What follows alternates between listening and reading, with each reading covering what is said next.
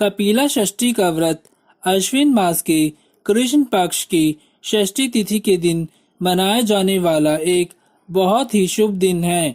दक्षिण भारत में इसे कन्नी महीने और पुरातासी मास में मनाया जाता है और यह सुब्रमण्य या स्कंद षष्ठी को समर्पित होता है।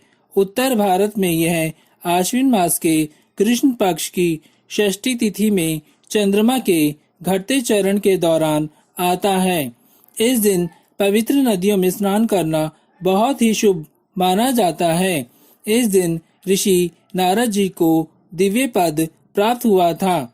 इस दिन दक्षिण भारत के मुरुगन मंदिरों में विशेष पूजा अर्चना और अनुष्ठान आयोजित किए जाते हैं।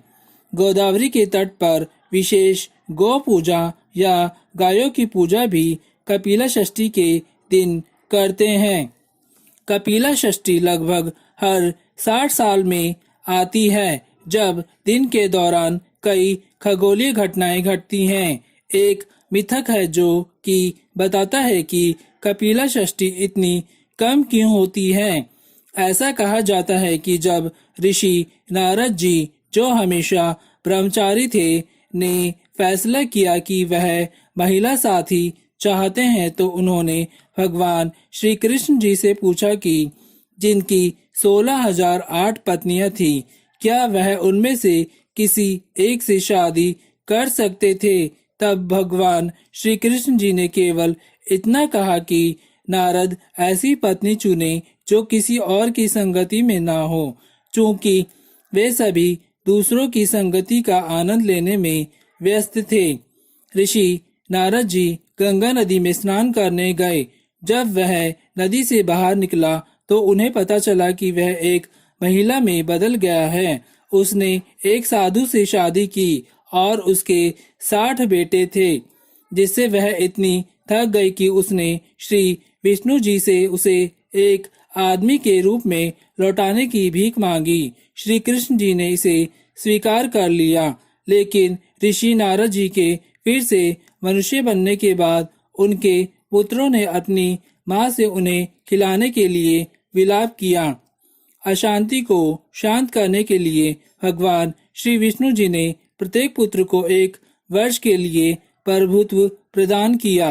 चक्र के प्रत्येक वर्ष का नाम ऋषि नारद के एक पुत्र के नाम पर रखा गया। इस प्रकार चक्र 60 वर्ष लंबा है। चक्र का अंतिम दिन कपिला षष्ठी है। वह दिन जब श्री कृष्ण जी ने नारद को वापस मनुष्य में बदल दिया था। आश्विन मास के कृष्ण पक्ष की षष्ठी को चंदन षष्ठी, चंद्र षष्ठी के नाम से भी जाना जाता है। इस समय पर चंद्रदेव जी की पूजा की जाती है। रात्रि के समय चंद्रमा को अर्घ्य देकर व्रत संपन्न होता है। और अगर आपने अभी तक मेरे YouTube चैनल राजपथ दोतानिया को सब्सक्राइब नहीं किया है तो जल्दी से सब्सक्राइब करके बेल आइकॉन की घंटी को ऑल पर सेट कर लें। इससे होगा ये कि मेरे YouTube चैनल पर कोई भी नई वीडियो के अपलोड होने की नोटिफिकेशन आपको तुरंत मिल जाएगी। और वीडियो को पूरा वॉच करें। अगर आपको वीडियो अच्छा लगा हो तो वीडियो को ज़्यादा से ज़्यादा लाइक करें, शेयर करें और एक बहुत अच्छा सा कमेंट